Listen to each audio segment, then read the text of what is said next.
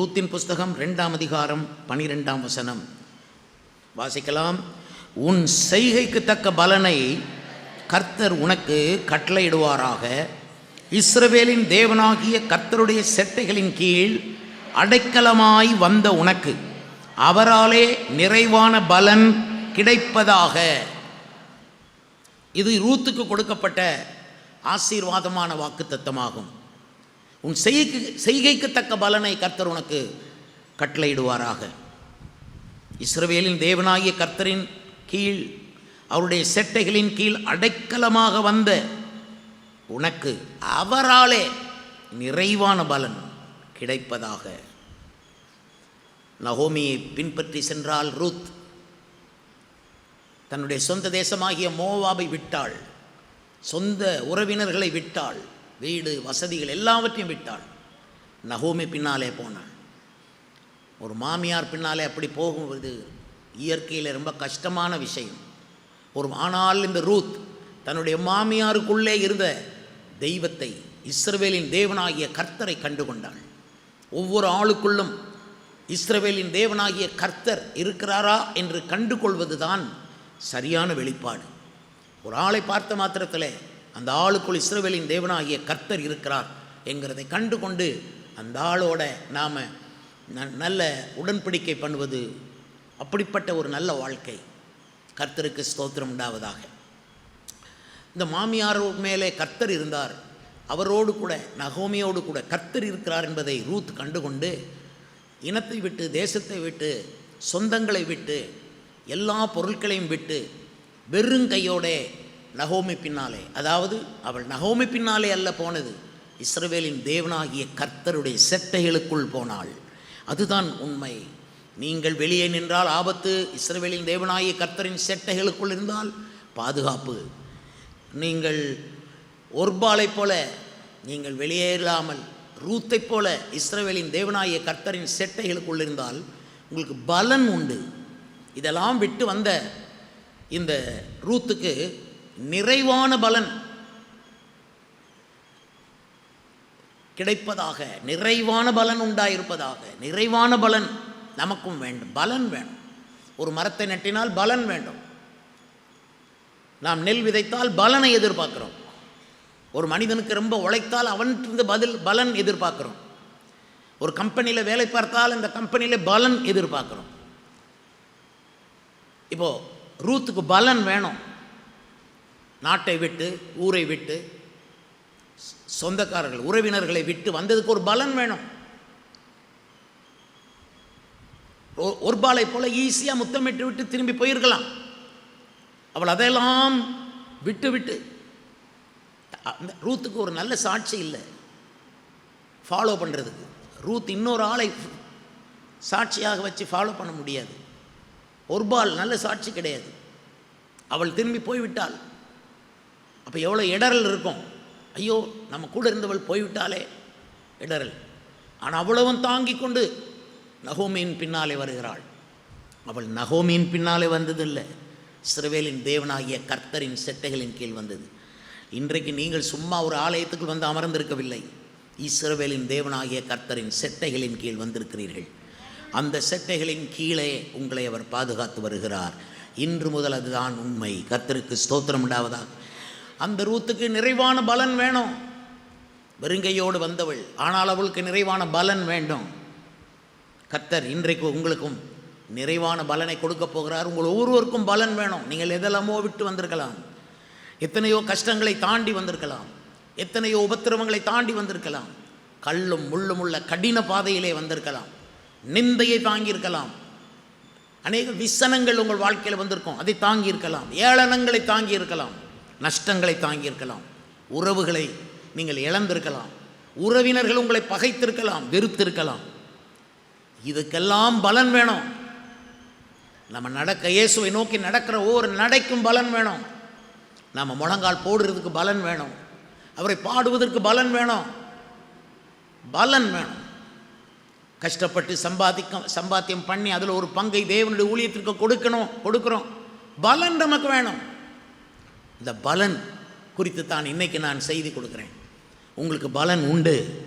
தேவனாகிய கர்த்தர் இயேசு சொன்னார், இதோ சீக்கிரமாய் வருகிறேன், அவனவனுக்கு நான் அளிக்கும் பலன் என்னோட கூட வருகிறது என்று சொன்னார். அப்போ தேவன் இயேசு பலனை கொடுக்கிறவர். நீ உண்மையாக ஜெபம் பண்ணீங்களா, பலன் உண்டு. தியாகம் பண்ணினீங்களா, பலன் உண்டு. இயேசுவுக்காக கஷ்டப்பட்டீங்களா, பலன் உண்டு. சிலுவை சுமந்தீங்களா, பலன் உண்டு. எவ்வளவோ இயேசுக்காக அலைஞ்சிங்களா, பலன் உண்டு. எவ்வளோ நேரத்தை இயேசுக்காக கொடுத்தீங்களா, பலன் உண்டு. உங்கள் மதிப்பு மரியாதையை இயேசுவுக்கென்று கொடுத்தீர்களா, பலன் உண்டு. கர்த்தருக்கு ஸ்தோத்திரம். இந்த பலன் நிறைவாயிருப்பதாக, உங்கள் எல்லாருக்கும் நிறைவான பலன் உண்டாயிருப்பதாக. நான் நிறைய நேரம் நினைப்பேன், ஆட்களுடைய கஷ்டங்களை பார்ப்பேன், தியாகங்களை பார்ப்பேன்.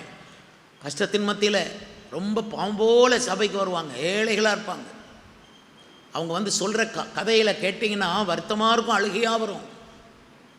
அவ்வளவு வேதனை கதை சொல்லுவாங்க. அவங்களுக்கு ஜெபம் பண்ணி முடித்த உடனே கவரில் காணிக்க வச்சு கொடுத்துக்கிட்டு இருப்பாங்க. எனக்கு ஆச்சரியமாக இருக்கும், ஐயோ இப்படி கஷ்டப்படுறவங்க அவங்க காணிக்க கொடுக்கணும்னு நினைக்கிறாங்களே, எப்படி தான் இவங்களுக்கு முடியுது? ஆனால் அப்படிப்பட்டவங்களுக்கு பலன் கர்த்தர் கொடுக்கிறார், நிறைவான பலன் உண்டு. நீ கைமாறு கருதாமல் இயேசுக்கென்று ஊழியம் செய்தாய், உனக்கு பலன் உண்டு. தேவன் யாருக்கும் கடன் படமாட்டார். நீங்கள் என்னென்ன செய்கிறீங்களோ அத்தனைக்கும் அவர் திரும்பவும் கொடுத்து விடுவார். இவனுக்கு அதிகமாய் நீ செலவழித்தாய், நான் திரும்ப வரும்போது நீ இவனுக்காக அதிகமாய் செலவழித்தது உண்டானால் நான் திரும்ப வரும்பொழுது நான் உனக்கு திரும்ப கொடுப்பேன் என்று சொல்லி போனவர் தான் இயேசு கிறிஸ்து, நல்ல சமாரியன். நிறைவான பலன் உண்டு.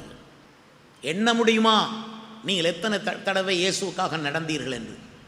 எண்ண முடியுமா எத்தனை தடவை இயேசுக்காய் கண்ணீர் விட்டீர்கள் என்று? எண்ண முடியுமா நீங்கள் எவ்வளவு காணிக்கைகளை தேவனுக்கு என்று வழங்கி இருப்பீர்கள் என்று, அவரை நினைத்து கொடுத்திருப்பீர்கள்? எண்ண முடியுமா நீங்கள் இயேசுக்காகப்பட்ட கஷ்டங்கள்? ஆனால் எல்லாவற்றிற்கும் பலன் உண்டு, பலன் உண்டு. ஒன்று கூட பலன் இல்லாமல் போகாது. ஏனால் அவர் உயிரோடு எழும்பி இருக்கிறார். நிச்சயமாக பலன் உண்டு. இன்று இந்த காலை ஆராதனையில் 3 பலன்களை உங்களுக்கு சொல்ல போகிறேன். முதல் பலன் ஆதியாகமம் 15ஆம் அதிகாரம் 1ஆம் வசனத்திலே நீங்கள் வாசிக்க முடியும். இதுதான் உயர்ந்த ரக பலன். இந்த பலன் ரட்சிக்கப்படாதவர்களுக்கு கிடையாது. இயேசுனுடைய பிள்ளைகளாக இல்லாமல் இன்னும் புறஜாதிகளாக இருக்கிறவர்களுக்கு இந்த பலன் இல்லை. வாசிக்கிறேன்.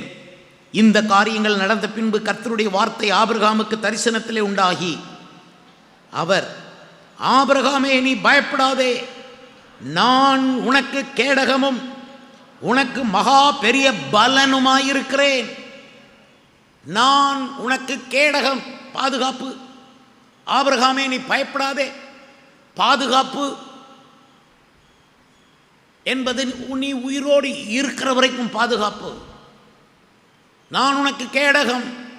இனி ஒரு கேடகத்தை தேட தேவையில்லை.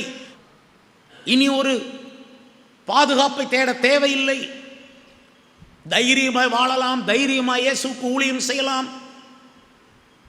என்றால் இயேசுவே நமக்கு கேடகமாய் இருக்கிறார். அது மட்டுமல்ல, அவர் சொன்னார், நானே உனக்கு மகா பெரிய பலன். ஐ ஆம் யுவர் கிரேட் ரிவார்டு. இவ்வளவு கஷ்டப்படுறேன்னு எனக்கு பலன் ஏது என்று சொன்னால் அவர் சொன்னார், நான் என்னையே உனக்கு கொடுக்கிறேன். ஐ ஆம் யுவர் ரிவார்டு. நானே உனக்கு பலன். இதுதான் ரொம்ப உயர்ந்த காரியம்.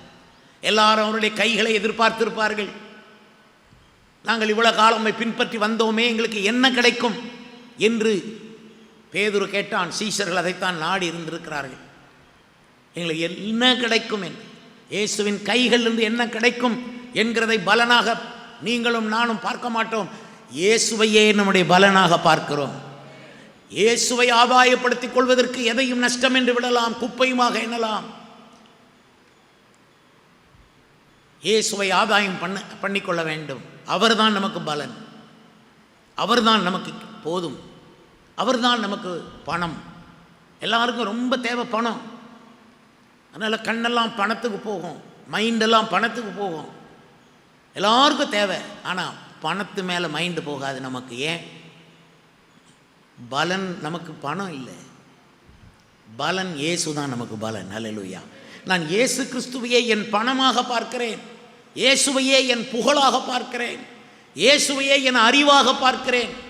இயேசு இல்லாமல் எனக்கு அறிவு கிடையாது. இயேசு இல்லாமல் எனக்கு மதிப்பு கிடையாது. நான் மதிப்பு தேட மாட்டேன், இயேசுவை தான் தேடுவேன். இயேசுவே என் மதிப்பு, இயேசுவே என் புகழ், எல்லாம் இயேசுவே, எனக்கு எல்லாம் இயேசுவே. இயேசுவை நம்முடைய பலனாக எண்ண வேண்டும். எண்ணுகிறீர்களா? நிறைய பேர் இயேசுவை பலனாக நினைத்ததுனால தான் அவ்வளோ கஷ்டம் வந்தாலும் இயேசுவை தேடி வர்றோம். ஓடி ஓடி தங்கள் கஷ்டத்தை பெருசாகவே நினைக்க மாட்டாங்க. தங்கள் நிந்தைகளை பெருசாக நினைக்க மாட்டாங்க. ஏன்னா அவங்க எல்லாத்துக்கும் மேலே உள்ளவரை பிடிச்சிட்டாங்க. அவரே எனக்கு சொந்தமாயிட்டார். இஸ்ரவேல் ஜனங்களுக்கு, இஸ்ரவேல் கோத்திரங்களில் 12 கோத்திரங்கள் இருந்தன. அந்த 12 கோத்திரங்களில் 11 கோத்திரங்களுக்கு பங்கு, சுதந்திரங்கள், கானான் தேசத்தை பிரித்து கொடுக்கும்படி யோசுவாவுக்கு கட்டளையிட்டார். யோசுவா பங்கு போட்டு பிரித்து எடுத்து எல்லாருக்கும் கொடுக்குறார். 11 கோத்திரத்துக்கு பங்கு கொடுக்க சொல்லிவிட்டார். ஆனால் லேவி கோத்திரத்துக்கு மட்டும் பங்கும் இல்லை, சுதந்திரமும் இல்லை என்னார். இந்த ஒரு கோத்திரத்துக்கு ஒன்றும் கிடையாது. பிறகு சொன்னார், அவர்களுக்கு பங்கும் இல்லை, சுதந்திரமும் கொடுக்காதீங்க, நானே அவர்களுடைய சுதந்திரம் அப்படின்னார். அங்கே தான் உயர்ந்துட்டோம். கர்த்தருக்கு ஸ்தோத்திரம். மற்றவங்கள்ட்ட எல்லாம் இருக்கும், இயேசு இருக்க மாட்டார். ஆனால் நமக்கு இயேசு இருந்தால் போதும், மற்ற எல்லாம் இருக்கிற மாதிரி அப்பப்போ வந்துக்கிட்டே இருக்கும். ஹல்லேலூயா. ஏன்னா இயேசு ஒரு நீரூற்று. தேவையான நேரம் நமக்கு கிடைக்கும். நாளைய தினத்தை குறித்து நீங்கள் கவலைப்படாதீங்க. எல்லா நாளும் அதனதன் தேவையை தேவன் பூர்த்தி செய்வார் என்று அந்த நாளே காத்து கொண்டு கிடக்கும். ஒரு நாளையும் உங்களை வெறுமையாக விடமாட்டார். ஒவ்வொரு நாளிலும் உங்களை வெறுமையாக விடமாட்டார். ஒரு நாளும் வீணாக போகாது. அவரே எனக்கு பலன். கொஞ்சம் அதை யோசித்து பாருங்கள். நானே பலன். ஒரு திராட்சை செடியில் போய் கொஞ்சம் திராட்சை பழங்களை பறித்து புசிப்பது எப்படி இருக்கிறது? அதே வேளையில் திராட்சை செடியே எனக்கு இருக்கிறதுன்னு சொன்னால் அது எவ்வளோ பெரியது. இயேசு சொன்னார், நானே மெய்யான திராட்சை செடி அப்படின்னார். ஹல்லேலூயா. 4 ஆடுகளை வைத்திருப்பது பெரிதா அல்லது மெய்ப்பனையே நம் கொண்டிருப்பது பெரிதா? பாருங்கள், இயேசு நல்ல மெய்ப்பனாக இருக்கிறார். கட்டடம் நல்லது தான், எல்லா வசதியும் இருக்கிற கட்டடம் சந்தோஷம்தான். ஆனால் அதன் வாசலே எனக்கு இருக்குது. இயேசு தான் எனக்கு வாசல்னு சொல்வது எவ்வளோ பெரியது. இயேசு சொன்னார், நானே வாசல், நானே நல்ல மெய்ப்பன். ஹல்லேலூயா, ஹல்லேலூயா. நண்பர்களே, சகோதர சகோதரிகளே, பாதையை தேடிக்கொண்டே அலைய வேண்டாம், கிடைக்காது. இயேசுவையே உங்கள் பாதையாக நினைங்க. அவர் தான் பாதை, அவர் தான் வழி. ஹல்லேலூயா, ஹல்லேலூயா.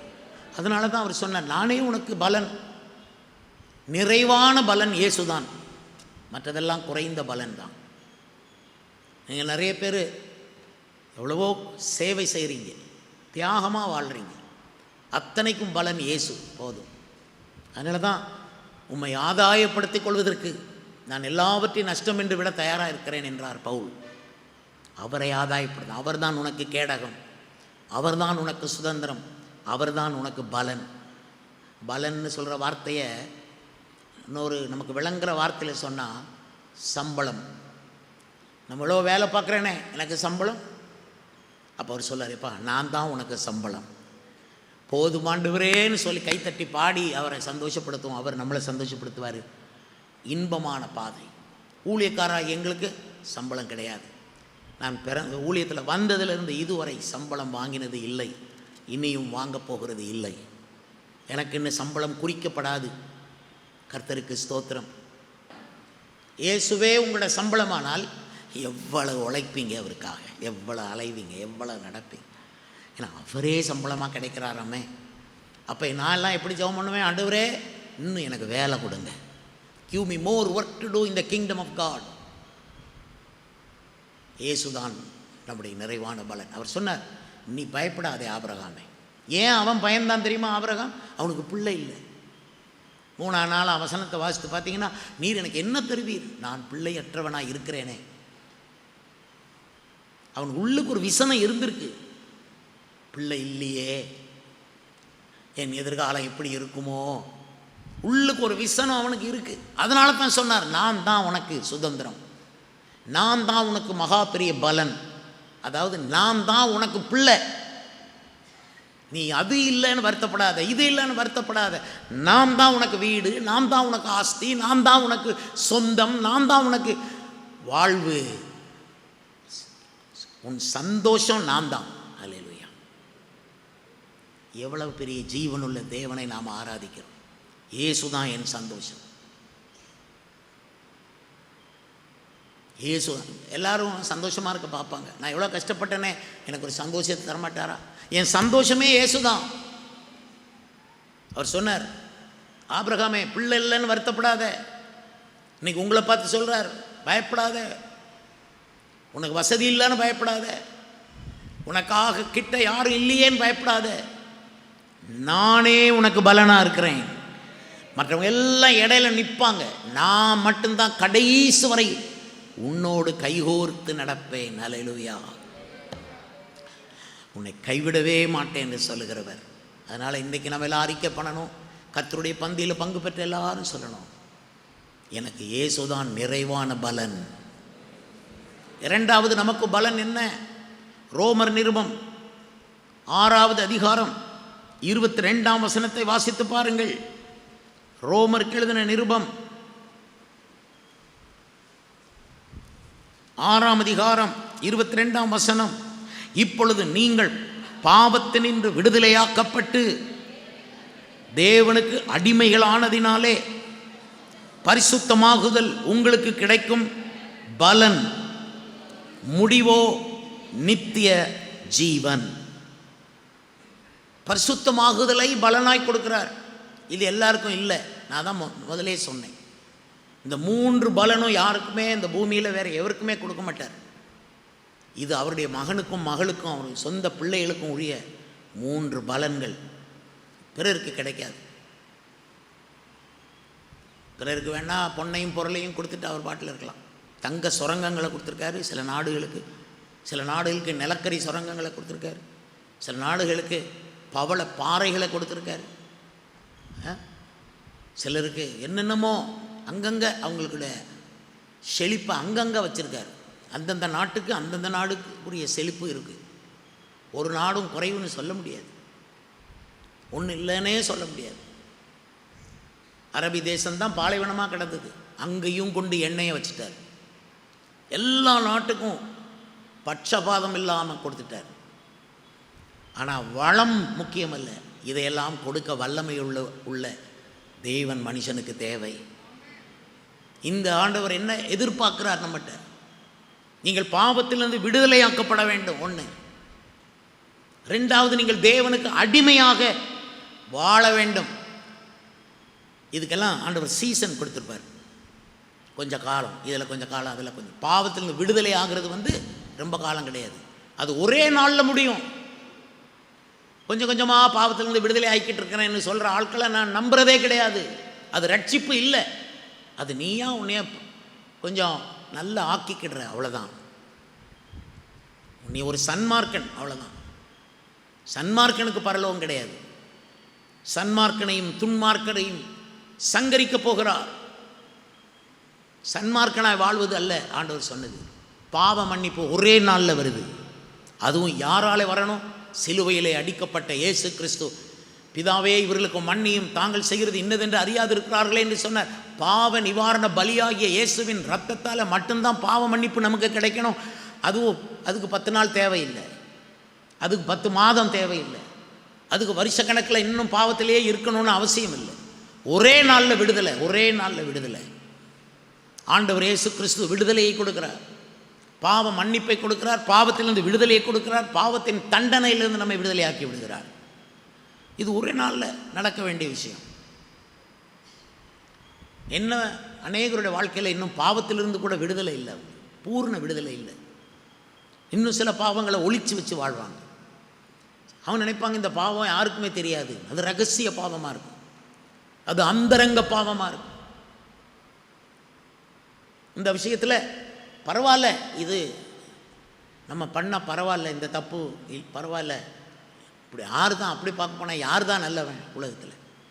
எல்லாருக்கும் தான் இருப்பாங்கன்னு ஒரு எண்ணம். அப்படி இல்லை. நீ பாவத்திலிருந்து விடுதலையாக்கப்படணும். அதுதான் முதல் பாதை. ரெண்டாவது, நீ தேவனுக்கு அடிமையாக வாழ்கிறதுக்கு ஒரு சீசனை தருவார். அங்கே போய் நீ பெரிய ஆளாக உன்னை காட்டக்கூடாது. உன் பக்தி பெருசு, அல்லது உன் விசுவாசம் பெருசு, அல்லது உன் குலம் பெருசு, உன் கோத்திரம் பெருசு அப்படின்னு அங்கே போய் காட்டக்கூடாது. அடிமையாக வாழணும்.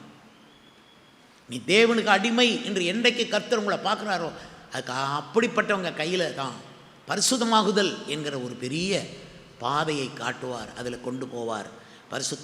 பரிசுத்தமாகுதல், சாங்டிஃபிகேஷன் என்பது ஒரு பெரிய ப்ராசஸ். அது ஒரு பெரிய ஒரு பாதை, அது ஒரு இடுக்கமான பாதை, அது ஒரு நெருக்கமான பாதை. அதை கண்டடைகிறவர்கள் சிலர் பரிசுத்தமாகுதல் என்ற எல்லைக்குள்ளே போயிட்டு நீங்கள் பரிசுத்தமாகுதலை பூரணப்படுத்த வேண்டும். பரிசுத்தமாகுதலை பூரணப்படுத்த கடவோம் என்று வேதம் சொல்லுகிறது. கர்த்தருக்கு ஸ்தோத்திரம். அப்போது இந்த பரிசுத்தமாகுதலுக்குள்ளே போகணுமானா பாவத்திலேருந்து கம்ப்ளீட் விடுதலை வேணும். ரெண்டாவது, தேவனுக்கு அடிமையாக ஒப்புக்கொள்ளணும். அடிமை சுதந்திரத்தை தேட மாட்டான், வசதியை தேட மாட்டான். நிறைய பேர் அப்படி இல்லை பார்த்தீங்களா? எடுத்த உடனே பெருமையை தேடுறது, மேன்மையை தேடுறது, இல்லைன்னா சுண்டி போய் உள்ளுக்கு வலிக்கும், வெளியே காட்டிக்கிற மாட்டாங்க. முதலாளி மாதிரியே எண்ணம், பெரிய ஆள் மாதிரியே எண்ணம். இயேசு சொன்னார், நீ பெரிய ஆளுன்னு நினைக்கணுமானா சின்ன பிள்ளை மாதிரி மாறு, அப்போ தான் நீ பெரிய ஆளுன்னு சொன்னார். சிறு பிள்ளை எடுத்து எல்லாருக்கும் காட்டி சொன்னார், இவனை மாதிரி மாறணும். யார் பெரியவன்னு எதுக்கு பேசுகிறீங்க? கர்த்தருக்கு ஸ்தோத்திரம். அது அடிமை. பாவத்திலிருந்து விடுதலைங்கிறது ஒரு பெரிய விஷயம், அதை இயேசு கொடுக்குறார். அதுக்கப்புறம் ஒரு காலம் தருவார், நீ இயேசுக்கு அடிமைங்கிறத நிரூபிக்கணும். அதுக்கு தான் சபையை கொடுக்குறார். இயேசுக்கு அடிமை என்ற அந்த சாட்சி விசுவாசிகள் நடுவில் உனக்கு இருக்கணும். விசுவாசிகளை அவ்வளோ மரியாதை கொடுக்கணும். ஆண்கள் பெண்களுக்கு அவ்வளோ மரியாதை கொடுக்கணும். இந்த சபையில் பெண்கள் ஆண்களுக்கு அவ்வளோ மரியாதை கொடுக்கணும். கர்த்தருக்கு ஸ்தோத்திரம். நான் ஒரு அடிமைங்கிற மாதிரியே நினைக்கணும். அதில் ஃபாதர் பாடுறார் பாருங்க, அடிமை நான் ஆண்டவரே. அதில் வேற எந்த வேர்டும் அவருக்கு பெருசாக தெரியல. பாட்டு கட்டும்போது இந்த அடிமைங்கிற வார்த்தையை போட்டு பாடு.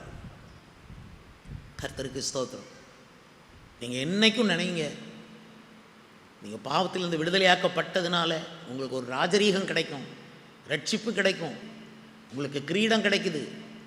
அதுக்காக ரொம்ப பெரிய ஆள்னு உங்களை நினையாமல் அடிமையாக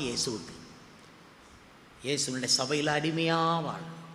சபையை விட்டு வெளியே போனீங்க, உலகத்துக்குள்ளே போனீங்கன்னா நீங்கள் தான் முதலாளி, நீங்கள் தான் ராஜா ராணி. ஆனால் தேவனுடைய எல்லையில் நம்ம அடிமையாக இருக்கிறோம். நான் இயேசுவின் அடிமைங்கிறது இன்னொருத்தருக்கு காட்ட மாட்டேன், அடிமையாகவே இருப்பேன். இப்படி பாவத்தில் விடுதலையாகி இயேசுவுக்கு அடிமையானவங்களுக்கு பரிசுத்தமாகுதல் என்கிற இடத்தை கொடுக்குறார். வா, இனிமேல் பரிசுத்தமாகுதலுக்குள்ள உன்னை நான் கொண்டு போகிறேன். பரிசுத்தமாகுதலை எல்லாரும் கொடுக்க மாட்டார். இன்றைக்கி தான் சர்ச்சுக்கு வந்திருப்பாங்க, அதுக்காக அதை தூக்கி கொடுத்துட மாட்டார், தாங்க மாட்டாங்க. ஃபஸ்ட்லேருந்து வரணும். ஸ்கூலில் போனால், காலேஜில் போனால் ஃபஸ்ட்லேருந்து தான் வரணும். இல்லை எனக்கு ரொம்ப தெரியும் மேலே உடனே நான் மேலே சேர்த்துக்கிடுங்க, நோ, கீழேருந்து வா. பிரியமானவர்களே, பரிசுத்தமாகுதல் என்றால் என்ன? நம்ம இயேசுவின் மேலும் அவர் சொன்ன வார்த்தையின் மேலும் வைக்கிற விசுவாசம் தான் பரிசுத்தம். விசுவாசம் இல்லைன்னா பரிசுத்தம் இல்லைன்னு அர்த்தம். 100க்கு 100 விசுவாசிக்கிறேன், அதுதான் பரிசுத்தம். ஒரு சொட்டு சந்தேகம் இல்லாத பரிசுத்தம், ஒரு சொட்டு சந்தேகம் இல்லாத விசுவாசம். ஸ்திரீயே, உன் விசுவாசம் பெரியது அப்படின்ட்டார். அந்த விசுவாசம் தான் பரிசுத்தம். அந்த விசுவாசத்தை பெற்ற பரிசுத்தவான்களுக்கு தான் விசுவாசின்னு பேரு. விசுவாசிக்கிறேன் ஆண்டவரே, இந்த பிரச்சனையை நான் நீக்க முடியும் என்று நான் விசுவாசிக்கிறாயா? விசுவாசிக்கிறேன் ஆண்டவரே, இது உம்மால் இந்த பிரச்சனை நீங்கணும், நான் விசுவாசிக்கிறேன். எல்லாவற்றிலேயும் நீ ஒவ்வொரு விசுவாசியும் எல்லாவற்றிலும் விசுவாசிக்கணும், இயேசுவை விசுவாசிக்கணும். விசுவாசம்தான் பரிசுத்தமாகுதல். ரெண்டாவது கீழ்ப்படிதல், ஒபீடியன்ஸ், அதுதான் பரிசுத்தமாகுதல். நீங்கள் தேவனுக்கு கீழ்ப்படிவீங்க. பவுல் சொன்னார், நீங்கள் தேவனுக்கும் எங்களுக்கும் கீழ்ப்படிந்தீர்கள், தேவனுக்கும் ஒப்பு கொடுத்தீர்கள், எங்களுக்கும் ஒப்பு கொடுத்தீர்கள் அப்படின்றார். கீழ்ப்படிதல், தேவனுக்கு கீழ்ப்படுகிறது, எல்லா வசனங்களுக்கு கீழ்ப்படுகிறது, சபைக்கு கீழ்ப்படுகிறது. பாடுகள் வரும், அந்த பாடுகளின் வழியாக கீழ்ப்படிதலை கற்றுக்கொண்டு கீழ்ப்படியணும். அது ஒரு ஸ்கூல். கீழ்ப்படிதல் என்பது ஒரு ஸ்கூல். இந்த பரிசுத்தமாகுதல் என்கிற பெரிய ப்ராசஸுக்குள்ள ஒரு school, the school of obedience. நிறைய பேர் அந்த ஸ்கூல் ஆஃப் ஒபீடியன்ஸ்லேயே இல்லை, தே டோன்ட் ஒபே. இதனால தான் கீழ்ப்படிந்து அடங்குங்கள்னு பைபிள் சொல்லுது. உங்களை நடத்துகிறவர்கள் வருத்தப்படக்கூடாது, உங்களை நடத்துகிறவர்கள் விசனப்படாது இருக்கும்படிக்கு, அவர்கள் வருத்தத்தோடு உங்களை நடத்தாதபடிக்கு நீங்கள் அவர்களுக்கு கீழ்ப்படிந்து அடங்குங்கள் என்று எபிரேயர் 13ஆம் அதிகாரத்திலே எழுதியிருக்கிறது. உங்களை நடத்துகிறவர்களுக்கு கீழ்ப்படியுங்கள். மனைவிகளே, உங்கள் சொந்த புருஷர்களுக்கு எல்லாவற்றிலும் கீழ்ப்படியுங்கள். உங்கள் புருஷர்களுக்கு நீங்கள் செய்கிற மரியாதையை கீழ்ப்படிதல் தான். அதனால தான் கீழ்ப்படிதலை பற்றி பைபிள் அப்படி சொல்லுது. மனைவிகள், உங்கள் சொந்த புருஷர்களுக்கு கீழ்ப்படியுங்கள். அடுத்தவன் சொன்னால் கேட்பாங்க சில பெண்கள், புருஷன் சொன்னால் கேட்க மாட்டாங்க. உங்களுக்கு என்ன தெரியும், சும்மா இருக்கு, எவனோ சொல்லணும்.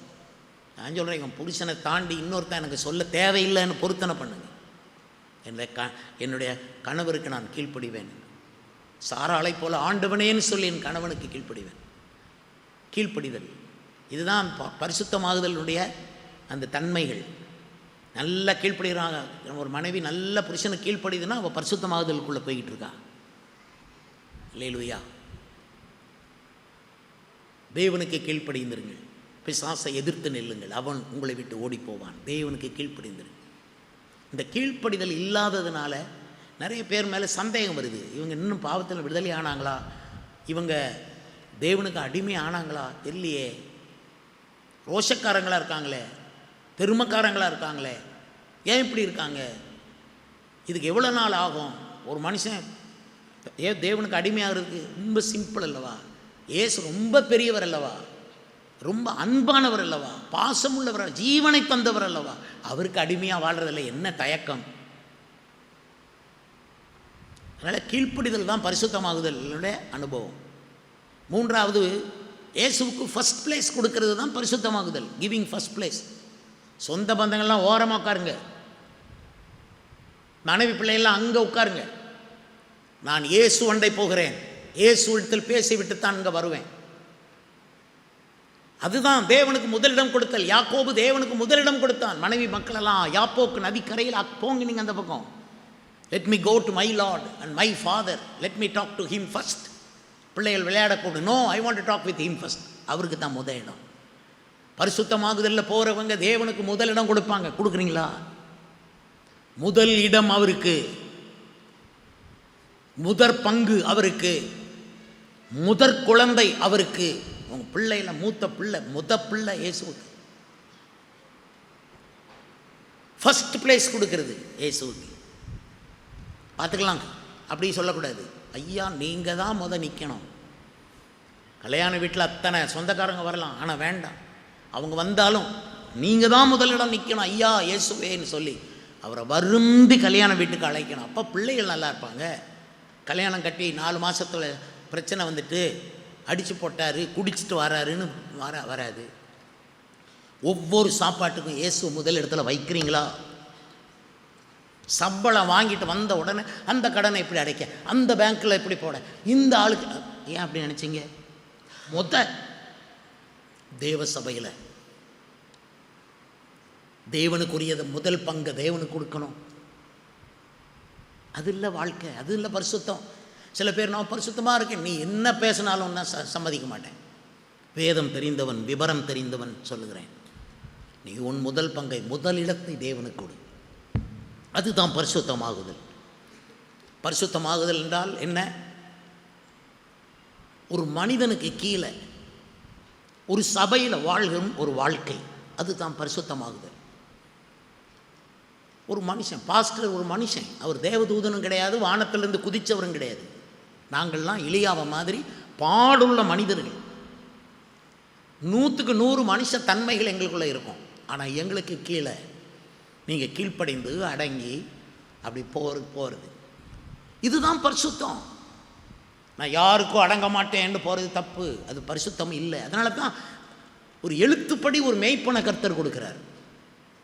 சொல்லிட்டு கொடுத்து விட்டு அவர் சொல்கிறார், காண்கிற சகோதரனிடத்தில் அன்பு கூறாமற் போனால் நீ காணாத தேவனிடத்தில் எப்படி அன்பு கூறுவாய்?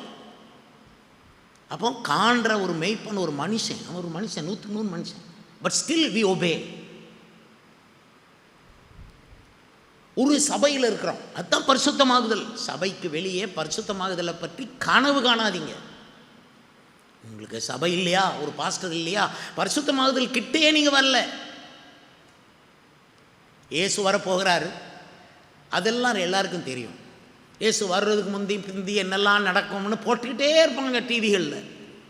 யுத்தம் வருதுன்னு யுத்தத்தை காட்டுவாங்க, அது வருது இது வருது. இந்த பூச்சாண்டி எல்லாம் காட்ட தேவையில்லை, நேருக்கு நேரம் வாங்க. நேருக்கு நேர உங்களுக்கு ஒரு பாஸ்டர் இருக்கா, கீழ்ப்படிஞ்சு போகிறீங்களா, ஒரு சபையில் இருக்கீங்களா, இப்படி சொல்கிறதுக்கு ஒருத்தர் இல்லை. வருவார் வருவார் வருவார், அப்படி வரும் இப்படி வரும். உபத்திரவ காலத்துக்கு அப்புறம், உபத்திரவ காலத்தில் என்ன நடக்கும், உபத்திரவ காலத்துக்கு அப்புறம் என்ன நடக்கும்னெல்லாம் நமக்கு தெரிய தேவையே இல்லை. Even though it is written in the Bible, no need for us to know all these things. நான் எப்படி எடுத்துக்கொள்ளப்படணும் அதிலேயே கவனமாக இருக்கணும். நான் எப்படி பரிசுத்தமாகணும், பரிசுத்தமாகிறவன் இன்னும் பரிசுத்தமாக இருக்க கடவன், அதுக்கு கவனம் செலுத்துறது விட்டுட்டு எப்போ வருவார், அம்மா ஐயோ யுத்தம் வருது, ஏன் பண்ண பயப்படுறீங்க? ஒரு சபையில் ஒரு மனுஷன் கைக்குள்ளே இருந்து, அது ரொம்ப கஷ்டம். ஒரு மனுஷன் கைக்குள்ளே இருப்பது. நானும் மனுஷன் நீயும் மனுஷன், நான் எப்படி உனக்கு அடங்குவேன், எப்படி தான் வரும். ஆனால் ஒரு அழைக்கப்பட்ட ஊழியக்காரனுக்கு கீழே அவர் சொல் கேட்டு நடக்கிறது தான் பரிசுத்தமாகுதல். கர்த்தருக்கு ஸ்தோத்திரம். பரிசுத்த ஆவியானவருடைய வழி நடத்துதல். அடுத்து பரிசுத்த அந்த கைடன்ஸ், ஹோலி ஸ்பிரிட்டினுடைய கைடன்ஸை புரிந்து கொண்டு அதப்படி வாழ்க்கையை அமைக்கிறவன் தான் பரிசுத்தமாகுதலை கண்டவன். அதனால் தினம் ஆவியானுடைய வழி நடத்துதலை தான் தேடணும். ஆவியானுடைய வழி நடத்துதல் ஒவ்வொரு நாளும் நமக்கு தேவை, ஒவ்வொரு விஷயத்திலும் நமக்கு தேவை. ஒரு படிப்பு பாடத்தை செலக்ட் பண்ணுறது கூட முழங்கால் போட்டு ஜெபம் பண்ணி ஆவியானுடைய வழிநடத்துதலை தேடணும். எனக்கு இதுதான் வரும், இந்த பாடம் தான் வரும் அப்படின்னு போகிறவங்க பிறகு போய் கஷ்டப்படுறாங்க பாருங்கள். கர்த்தர் வழிநடத்தி தான் நீ ஒரு வீட்டை கட்டணும், கர்த்தர் வழிநடத்தி ஒரு இடம் வாங்கணும், கர்த்தர் வழிநடத்தின ஆள் இந்த ஆள் தானான்னு பார்த்து பிள்ளைக்கு கல்யாணம் வைக்கணும். சும்மா வசதியானவன் பார்த்து கொடுங்க, பிறகு அழுதுட்டு வாங்க. என்ன பண்ண, கண்ணீரை துடைப்போம், திரும்ப ஜெபம் பண்ணுவோம். நல்ல மனசு அப்படி தான் விட்டு போச்சு. கொஞ்சம் கூட நினைக்க மாட்டேங்கிறாங்களே கர்த்தரை. மாப்பிள்ளை ரட்சிக்கப்பட்டவனா, பரிசுத்தாய் பெற்றானா, அவன் எந்த சபைக்கு போகிறான், அவருக்கு என்ன சாட்சி இருக்குது. முதல் சாட்சி பாஸ்டர் சாட்சி. ஊரில் உள்ளவங்க சாட்சியெல்லாம் கேட்கக்கூடாது, நேராக பாஸ்டர் போய் இந்த ஆளை பற்றி நீங்கள் என்ன சாட்சி கொடுக்குறீங்க. பாஸ்டர் நல்ல சாட்சி சொன்னால் அதை எடுத்துக்கலாம். கர்த்தருக்கு ஸ்தோத்திரம் உண்டாவதாக. நண்பர்களே, பரிசுத்தாவின் வழி நடத்துதலையே வாழ்கிற ஒருத்தன் தான் பரிசுத்தமாகுதலை கண்டவன். அடுத்து கூட இருக்கிற மனுஷங்களோடு வாழ்கிறோம், மனிதர்களோடு வாழ்கிறோம். நம்ம சுற்றி நிறைய மனுஷர்கள், உறவுகள், அப்புறம் சிநேகிதர்கள், அப்புறம் நம்ம சொந்த குடும்பம், கணவன் மனைவி பிள்ளைங்க, மாமன் மாமி, மருமகள் எல்லாம் இந்த மனுஷங்களோடு வாழ்கிறோம். அதோடு சர்ச்சுக்கு வரோம், சபையில் இருக்க விசுவாசிகள், மனிதர்கள். இந்த மனிதர்கள் மேல் பிரியமாக வாழ்கிறோமா, இதுதான் பரிசுத்தம். எந்த மனிதனையும் தாங்குகிறோம், சகிக்கிறோம், அவனை தூக்கி எறிஞ்சு நம்ம பேசுகிறது இல்லை. யாரையும் டிஸ்டர்ப் பண்ணாமல் வாழ்கிற வாழ்க்கை, யாரையும் தொடாமல் வாழ்கிற வாழ்க்கை. இன்னொருத்தனை இடிச்சிட்டு வாழக்கூடாது. எங்கே போனாலும் இன்னொருத்தனை இடிக்கிற மாதிரி வாழக்கூடாது. இன்னொருத்தனுக்கு நோவு வரும்படி வாழக்கூடாது. இதுதான் பரிசுத்தமாகுதல். நீ 100 பேரை இடிச்சிட்டு நீ சிங்காசனில் போய் உட்கார்ந்தடா, நீ பரிசுத்தமான் கிடையாது. இன்னொருத்தனை இடிக்காமல் வாழ்கிறது, அவனை கீழே தள்ளாமல் வாழ்கிறது. அரசியல்வாதிகள் நிறைய பேரை அவதூறு பேசி கீழே தள்ளிட்டு தான் அவங்க அந்த ஆட்சியை பிடிக்கணும். அது உலகம். நீங்களும் நானும் அப்படி இல்லை. எத்தனை பேர் நான் பேசுகிறத கவனித்து கொண்டிருக்கிறீங்க? கரங்களை அசைத்து அல்லேலூயா அல்லேலூயான்னு சொல்லுங்கள். வாய் நிறையா அல்லேலூயா அல்லேலூயா சொல்லுங்கள். ஸ்தோத்திரம் ஸ்தோத்திரம் ஸ்தோத்திரம். கூட வாழ்கிற மனுஷங்களை புரிந்து கொள்ளணும், புரிந்து கொண்டு அவங்கள அனுசரித்து வாழணும். அவங்கள சகிக்கணும். சில நேரம் சிலரை சகிக்கவே முடியாது, ஆனால் சகிக்கணும். சிலர் உங்கள் பொறுமையை சோதிப்பாங்க, உங்களை எரிமலையாக்குவாங்க. ஆனால் அது நடுவில் பொறுமையாக அவங்கள ஹேண்டில் பண்ணணும். அவங்கள மன்னிக்க முடியாத மாதிரி திரும்ப திரும்ப உங்களுக்கு விரோதமாக பண்ணுவாங்க, ஆனால் மன்னிக்கணும். அப்போ மன்னித்து சகித்து பொறுமை காட்டி உங்களை சுற்றி இருக்கிற மனுஷர்களுக்கு நோவு இல்லாமல் டிஸ்டர்ப் பண்ணாமல் வாழக்கூடிய வாழ்க்கை தான் பரிசுத்தமாகுதல். இன்னொருத்தனை காயப்படுத்தி, இன்னொருத்தனை வருத்தப்படுத்தி, இன்னொருத்தனை அழித்து, இன்னொருத்தனை கொன்று நம்ம ஆட்சியை பிடிக்கக்கூடாது. நம்ம ஆட்சி நல்ல ஆட்சி, இயேசுவின் ஆட்சி. ஹல்லேலூயா, ஹல்லேலூயா. பரிசுத்தமாகுதல்னா என்னென்னா, நம்மளை சுற்றி இருக்கிற மனுஷங்கள்கிட்ட நம்ம எப்படி வாழ்கிறோம், எப்படி நடக்கிறோம். நம்மளை ஏமாற்றுவாங்க, அவங்ககிட்ட எப்படி நீங்கள் வாழ்வீங்க. நம்மகிட்ட பொய் பேசுவாங்க, எப்படி நீங்கள் வாழ்வீங்க. நம்மகிட்ட ஒரு பங்கை மட்டும் வெளிப்படுத்தி ஒரு பங்கை ஒளிச்சு வைப்பாங்க, என்ன பண்ணுவீங்க. உள்ளத்தில் உங்களை ஏளனமாக நினைப்பாங்க, வெளியில் புகழாக பேசுவாங்க, என்ன அவங்களோட எப்படி வாழ்வீங்க. உங்களுக்கு மன்னிக்க முடியாத ஒரு தவறை செய்த ஒரு ஆள் உங்ககிட்ட இருக்குது, உங்கள் வீட்டிலையோ அல்லது உங்கள் இடத்துலையோ உங்கள் சபையிலையோ இருக்குது. நீங்கள் மன்னிக்கவே முடியாது, அவ்வளவு பெரிய தவறு செய்திருக்கிறார் உங்களுக்கு விரோதமாக. ஆனால் அந்த ஆளையும் மன்னித்து திருவிருந்தில் பங்கெடுக்கும்போது அதுதான் பரிசுத்தமாகுதல். திருவிருந்தில் பங்கு பெற்ற பிள்ளைகளே, இதுதான் பரிசுத்தமாகுதலினுடைய படிகள். பரிசுத்தமாகுதல் என்றால் பரிசுத்தாவியினால் நிறைந்து ஆவியின் அக்கினியில் அந்நிய பாஷைகளை பேசி அந்த ஆராதிக்கிறதும் ஜெபம் பண்ணுவதும், அவ்வளவும் பல பாஷைகள், அவ்வளவும் பரிசுத்த அக்கினியில் நிரம்புறது. அது யார் கொடுக்க முடியும் இந்த பரிசுத்தமாகுதலை? பரிசுத்தாவினால் நிரம்பும் போது வர்ற பரிசுத்தம் வேறு எவர் கையிலிருந்து வராது, கிடைக்காது. அது பிறரை பார்த்து அவன் நல்லவனாக இருக்கான், அவனை மாதிரி நான் மாறிடணும், எவ்வளோ மாறிட போகிறோம். ஆனால் பரிசுத்தாவின் அக்கினி மேலே வந்துட்டுனா நம்ம 10 எதிர்பார்ப்போம், அவர் 100ல் கொண்டு போய் நிப்பாட்டுவார். அதுதான் முள்ளங்காலில் நின்று ஆவியில் நிரம்பி அந்நிய பாஷை பேசி ஜெபிக்கிற ஜபத்தில் தான் ஒருவன் பரிசுத்தமாகுதலுக்குள்ளே அவன் உலாவுகிறான், அந்த ரூமுக்குள்ளே உலாவுகிறான், அந்த ப்ராசஸுக்குள்ளே போய் வருகிறான். அக்கினி அபிஷேகம். அபிஷேகம் இல்லாட்ட பரிசுத்தமாகுதலை நீங்கள் கண்டதில்லை, யூ ஹவ் நெவர் சீன். அதுக்கு தான் பரிசுத்தாவி பெறணும், அதுக்கு தான் ஆவிக்குரிய சபைன்னு பேர். வரும் ஒவ்வொரு கூட்டத்திலையும் பரிசுத்தாவி தான் பெறணும். பரிசுத்தாவியானவருடைய காலம் இது. அவர் இல்லாமல் ஒரு கூட்டம் நடத்த முடியாது, அவர் இல்லாமல் ஒரு வீடு பிரதிஷ்டை பண்ண முடியாது, அவர் இல்லாமல் கல்யாணம் கிடையாது. பரிசுத்தாவியானவருடைய காலம் இது. அவர் இல்லாமல் உணவு கிடையாது, அவர் இல்லாமல் காணிக்கை கிடையாது, அவர் இல்லாமல் எதுவுமே கிடையாது. ஆவியானவர் தான் நமக்கு வேணும். ஆக சும்மா கையை கட்டி கோயிலில் உட்கார்ந்தோம், பரிசுத்தமாகுதல் இல்லை. பரிசுத்தாவின் அக்கினியினால் நிரம்பியிருக்கணும். அக்கினி அபிஷேகம் வந்து இறங்கிட்டுனா நிறைய குப்பைகளை ஒரு இடத்துல குமிச்சு போட்டு நெருப்பு பற்ற வச்சிங்கன்னா எரியும். அந்த மாதிரி நமக்குள்ளே கிடக்கிற குப்பையெல்லாம் அந்த பரிசுத்த அக்கினி தாங்க எரிக்க முடியும். அதுதான் பரிசுத்தமாகுதல். உங்கள் திராசில் நீங்கள் நல்லவங்களாக இருப்பீங்க, பரிசுத்தாவியினுடைய திராசில் குப்பையாக தெரியும். அவர் நியாயத்தின் ஆவியினாலும் சுட்டரிப்பின் ஆவியினாலும் அந்த இரத்தப்பழிகளை நீக்குவார் என்று சொல்லியிருக்கிறார். அதுதான் பரிசுத்தமாகுதல். நான் 10வது பாயிண்ட் சொல்கிறேன். 10வது பாயிண்ட் என்னென்னா, தேவனுடைய வார்த்தைகளையும் தேவனுடைய செய்தியையும், the message of God and the word of God, அதை உள்வாங்கிக் கொள்வது, அதுதான் பரிசுத்தமாகுதல். டிரான்ஸ்ஃபர் பண்ணுறது இல்லை, இது எனக்கு, இது அவனுக்கு, இவனுக்கு. நிகழ்வுகள் ஒவ்வொன்றுக்கும் ஒரு வாக்கு தத்துவம் தேடுறது, அப்படி தேடாமல் எந்த செய்தி தேவன் கொடுத்தாலும் நான் உள்வாங்கிறேன். பரிசுத்தமாகுதலில் வந்தவன் செய்திகளை உள்வாங்குவோம், மறக்க மாட்டான் செய்திகளை. பேசுகிறவர் ஆவியானவர். அவருடைய செய்தியை மறக்கிறோம்னா நம்ம எவ்வளோ கீழே போயிட்டோம்னு அர்த்தம். அவர் கொடுக்கிற செய்தியை மறக்கக்கூடாது. கர்த்தருக்கு மகிமை உண்டாவதாக. தேவ வசனங்களை உள்வாங்குவது தான் பரிசுத்தமாகுதல். அதுக்கப்புறம் இனி நான் அல்ல, கிறிஸ்துவே என்னில் வாழ்கிறார், பிழைத்திருக்கிறார் என்று சொல்வது தான் பரிசுத்தமாக. சர்ச்சில் இருக்கும்போது எனக்கு எதுவுமே வேண்டாம், நான் அல்ல, அப்படி தான் நமக்கு தோணும். வீட்டில் போனவுடனே என்ன தோணும்?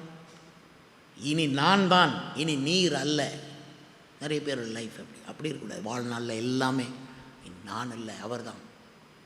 பரிசுத்தமாகுதலுக்குள்ளே வந்தவன் தன்னை முன்னால் காட்டவே மாட்டான், இயேசுவை தான் காட்டும். தான் படிப்பை பட்டத்தை காட்ட மாட்டான், தான் அனுபவத்தை காட்ட மாட்டான், இயேசுவை தான் காட்டும். ஹல்லேலூயா, ஹல்லேலூயா, ஹல்லேலூயா. இனி நான் இல்லை, எனக்குள் பிழைத்திருக்கிறது இயேசு தான். என்னை பார்க்க மாட்டீங்க, நீங்கள் இயேசுவை தான் பார்ப்பீங்க. கர்த்தருக்கு ஸ்தோத்திரம். 12வது, இயேசு மறுபடியும் வருவார், என் மீட்பர், என் நேசர், என் மணவாளன் மறுபடியும் வருவார்ன்னு எதிர்பார்த்து காத்திருக்கிறோம் பாருங்கள். அவங்க தான் பரிசுத்தமாகுதலில் வந்தவங்க. அவர் வரும்போது பார்த்துக்கிறோம். இப்போ பரவாயில்ல, இப்போ எனக்கு பலன் கிடைக்காட்டா பரவாயில்ல, அவர் வரும்போது கொடுப்பார். ஸோ பரிசுத்தமாகுதல்ங்கிறது ரொம்ப ஒரு 12 பாயிண்ட் நான் சொன்னேன். அது அவ்வளோ இணைந்த ஒரு அனுபவம் தான் பரிசுத்தமாகுதல் என்பது. இது யாருக்கு கொடுப்பார்? நீங்கள் பாவத்திலிருந்து விடுதலையாகி தேவனுக்கு அடிமையாக வாழும்போது இது உங்களுக்கு கிடைக்கும். பரிசுத்தமாகுதலை நீங்கள் பூரணப்படுத்துவதற்கு ஒரு பெரிய காலப்பகுதியை கொடுப்பார். அடிமையாக வாழ்கிறதுக்கு கொஞ்சம் காலப்பகுதி, ஆனால் பரிசுத்தமாகுதலை பூரணப்படுத்த நிறைய காலப்பகுதியை கொடுப்பார். அதுக்கப்புறம் அந்த காலப்பகுதி முடியும் போது அவர் நம்மை அழைத்து செல்வார். ஆகவே இன்று காலை வேளையிலே, ஆபிரகாமே நீ பயப்படாதே, நானே உனக்கு கேடகமும் மகாபலனுமாயிருக்கிறேன் சொல்கிறார். கர்த்தர் தான் நமக்கு ரிவார்டு. 2வது பரிசுத்தமாகுதல் தான் நமக்கு ரிவார்டு. 3வது என்னென்னா, மத்தேயு 5ஆம் அதிகாரம் 11-12 சொல்லியிருக்கிறத வாசித்து நான் நிறைவு செய்ய போகிறேன். மத்தேயு 5ஆம் அதிகாரம் 11-12. கர்த்தருக்கு ஸ்தோத்திரம். என் நிமித்தம் உங்களை நிந்தித்து துன்பப்படுத்தி பலவித தீமையான மொழிகளை உங்கள் பேரில் பொய்யாய் சொல்வார்களானால் பாக்கியவான்களாயிருப்பீர்கள். சந்தோஷப்பட்டு களி கூறுங்கள், பரலோகத்திலே உங்கள் பலன் மிகுதியாயிருக்கும். இதுதான் 3வது பலன். பரலோகத்தில் பலன் இருக்காங்கிறது தான் முக்கியம். எல்லாத்தையும் பூமியில் வாங்கி காலி பண்ணிட்டு பரலோகத்தில் போகும்போது வெறுங்கையோட போகிறதில்லை. பரலோகத்தில் பலன், சந்தோஷப்பட்டு களி கூற முடியும். பலனை பார்த்தா பேங்க்கில் இவ்வளோ ரூபா இருக்குன்னு உங்களுக்கு தெரிஞ்சால் கொஞ்சம் சந்தோஷமாக இருக்கும், இளைப்பாறுதலாக இருக்கும், சமாதானமாக இருக்கும். பேங்க்கில் ஒன்றுமே இல்லைன்னா சாகணும் போல வரும். கர்த்தருக்கு ஸ்தோத்திரம். உங்களுக்கு விசுவாசத்துலேயும் வாழ தெரியாது, பிறகு எப்படி இருக்கும்? மற்றவங்களோட ஒப்பிடுவீங்க நீங்கள். அவன் இயேசுவை நம்பாதவன், ரட்சிக்கப்படாதவன், பணம் வச்சுருப்பான், அவன் கூட ஒப்பிடலாமா நீ ஒன்றைய? அவன் பணம் ஐயாவன மாதிரி எனக்கு இல்லையே, சி. ரட்சிக்கப்படாதவன், துன்மார்க்கன், குடிகாரன் கையில் பணம் இருக்கும், அவனோட ஒப்பிடாத ஒன்றைய.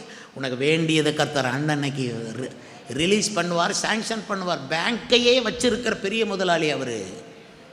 நான் சொன்னேன், நான் அன்னைக்கே சொன்னேன், இன்றைக்கும் சொல்கிறேன், உங்கள் முதலாளியே அவர் தான். இயேசு தான் முதலாளி. முதலாளின்னா சும்மா வார்த்தை கிடையாது, முதல் போட்டவருக்கு தான் முதலாளின்னு பேர். சொல்லுங்கள், யார் முதலாளின்னு சொல்லுவோம்? முதல் போட்டவர். நான் ஏன் முதலாளின்னு சொல்கிறேன்? எனக்குள்ள அவர் நிறைய முதல் போட்டிருக்காரு. அதே வார்த்தையை தான் உங்களுக்கு சொல்கிறேன். உங்களுக்குள்ள நிறைய முதல் கொண்டு கொண்டு கொண்டு கொண்டு போடுவார், மாதம் போடுவார். இந்த ஆகஸ்ட் மாதத்தில் ஒரு பெரிய முதலீடு உங்களுக்குள்ளே கொண்டு வந்து சேர்ப்பார். அவர் தான் பெரிய முதலாளி. அல்லேலூயா. அவர் இருந்தால் போதும். உங்களுக்கு பரலோகத்தில் உங்களுக்கு பலன் இருக்குங்கிற நம்பிக்கையில் நீங்கள் எவ்வளோ அடியும் வாங்கலாம். பவுலை போட்டு வாரினால் அடிக்கிறாங்க, கையில் காசாக வச்சுருந்தார். இயேசுவை வாரினால் அடித்தார்கள், ஸ்தேவானை கல்லினால் எரிந்து கொண்டார்கள், கைக்கு ஆசா வச்சுருந்தார். நகையை போட்டு கிளிங் கிளிங் கிளிங் கிளின்னு கையில் ஆட்டிக்கிட்டு இருந்தாரா. பிளாஸ்டிக் நகைகளையும் தூக்கி போட்டுக்கிட்டு அருவருப்பா. என்ன மாதிரி ஆட்களுக்கு இந்த பரலோக காட்சியாக பார்க்கும்போது அருவருப்பாக தெரியும். கர்த்தருக்கு ஸ்தோத்திரம். உங்கள் பிள்ளைகளை அப்படி வளர்க்காதீங்க. பிள்ளைகளுக்கு மகிமையை சொல்லிக் கொடுங்க. உலகம் வேண்டாம், இந்த உலகத்தை காட்டாதீங்க. அவங்களுக்கு உலகத்தை ஓவராக காட்டியிருப்பீங்க. பிள்ளை நீ காட்டின பாதையில் போயிட்டுது, அப்புறம் எதுக்கு உட்காந்து அழுகிற? ஐயோ பிள்ளை போயிட்டுதே, ஐயோ பிள்ளை போயிட்டுதே. ஏன் போச்சு? நீ தானே உலகத்தையே காட்டின, பரலோகத்தை காட்டு. பரலோகத்துக்கு உடனே போயிடாது. அவர் ஜீவாதிபதி, கரெக்டாக வச்சுட்டு தாங்க. பாஸ்டர் இவ்வளோ கஷ்டப்படுறேன், எனக்கு எப்போ பாஸ்டர் பலன் கிடைக்கும்? பரலோகத்திலே உங்களுக்கு பலன் உண்டாயிருக்கு. அதனால் பூமியில் இவ்வளோ கஷ்டப்படுறீங்க, நீங்கள் ஏன் சந்தோஷமாக இருக்கீங்க பாஸ்டர்னா? எங்களுக்கு பலன் இருக்குல்ல. இப்போ நீ வேர்க்க வேர்க்க வாழ்கிற, கண்ணீரோடு வாழ்கிற, துன்பத்தோடு வாழ்கிற, முள்ளாக மிதித்து வாழ்கிற, நீ சகிச்சு வாழ்கிற, மன்னிச்சு வாழ்கிற, பொறுமையாக வாழ்கிற. இது எல்லாத்துக்கும் பலன் வச்சுக்கிட்டே கூப்பிடுவார். அல்லேலூயா. இதோ நான் சீக்கிரம் வருகிறேன், அவனவனுக்கு நான் அளிக்கும் பலன் என்னோட கூட வருகிறது. பரலோகத்தில் மட்டும் நமக்கு பலன் இல்லை அப்படின்னா, நான் முதலாவது உங்களெல்லாம் தூக்கி எரிஞ்சிட்டு நான் போயிடுவேன். கர்த்தருக்கு இவங்களை ஏன் நான் சகிக்கணும், இவங்களை நானாக பெற்றேன். பரலோகத்தில் பலன் இருக்குது. அல்லேலூயா. சார், எனக்கு ஒரு 2-3 பிள்ளைகள் இருக்குது, அதை வளர்த்தா பரலோகத்தில் பலன் கிடைக்குமா? ஆமாம், உங்கள் பிள்ளைய நீங்கள் கரெக்டாக வளர்த்தீங்கன்னா பரலோகத்தில் பலன் உண்டு. நீங்கள் கரெக்டாக வளர்ப்பீங்கன்னு தானே உங்களுக்கு அந்த பிள்ளைய தேவன் கொடுத்தார். பிள்ளைய நீங்கள் தெய்வ பயம் இல்லாமல் வளர்த்துட்டா பிறகு குடல் உருவிடுவார். பார்த்துக்கிடுங்க. கர்த்தருக்கு பயந்த ஒரு வழிகளில் நடக்கணும். சரி, இவ்வளோ நேரம் தேவனுடைய செய்தியை கேட்ட உங்களுக்கு நான் நன்றி தெரிவிக்கிறேன். பலன் இயேசுவால் நமக்கு வருகிறது. பலன் வருகிறது மட்டுமல்ல, அவரே நமக்கு பலனாக இருக்கிறார். எபிரேயர் 11ஆம் அதிகாரத்தில் மோசையை பற்றி சொல்லியிருக்கிறது. அவன் இனி வரும் பலன் மேல் நோக்கமாக இருந்து, எப்படி சொல்லுங்கள், இனி வரும் பலன். இப்போ இன்னைக்கே பலன் எதிர்பார்க்காதீங்க, இனி வரும் பலன். இயேசு வருவார், பலனை எனக்கு தருவார். அதனால் 3 பலன்கள் சொன்னேன். 3 பலன்களும் உலகத்துக்கு கிடையாது, உங்களுக்கும் எனக்கு மட்டும்தான். அவரே பலன். பரிசுத்தமாகுதல் ஒரு பலன். அதுக்கப்புறம் நம்ம படுற அத்தனை கஷ்டங்களுக்கும் பாடுகளுக்கும் ஊழியங்களுக்கும் தக்க பலன் அவர் வச்சிருக்கிறார், நமக்கு சேர்த்து வைப்பார். அந்த பலனை பெற நம்மை ஒரு நாள் அழைத்து செல்வார்.